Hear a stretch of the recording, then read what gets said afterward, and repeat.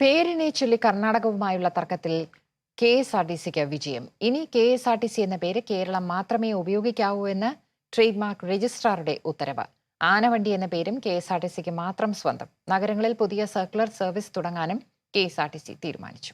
കർണാടകത്തിന്റെയും കേരളത്തിന്റെയും RTCകൾ KSRTC എന്നാണ് ഉപയോഗിക്കുന്നത്. ഇതിനെതിരെ കേരളമാണ് കേന്ദ്ര ട്രേഡ് മാർക്ക് രജിസ്ട്രാറെ 7 വർഷം മുമ്പ് സമീപിച്ചത്.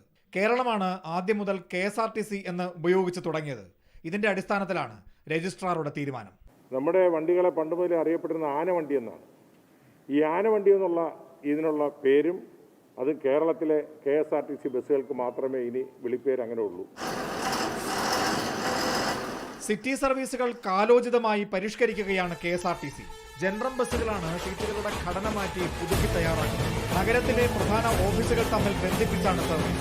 പരീക്ഷണാടിസ്ഥാനത്തിൽ തിരുവനന്തപുരം നഗരത്തിൽ ജൂലൈ അവസാനത്തോടെ സർവീസുകൾ തുടങ്ങി. ഇതിനൊരു ഒണ്ടേ പാസ് പോലും കൊടുക്കുന്നതിനെ കുറിച്ച് ആലോചിക്കും. ഒരു പർട്ടിക്കുലർ നിശ്ചിത എമൗണ്ട് കൊടുത്താൽ ആ ദിവസം ഒരു ദിവസം എത്ര പ്രാവശ്യം വേണമെങ്കിലും ഈ റൂട്ടിൽ എത്ര പ്രാവശ്യം വേണമെങ്കിലും എത്ര യാത്ര വേണമെങ്കിലും. ആദ്യം 7 റൂട്ടിലാണ് സർവീസ്.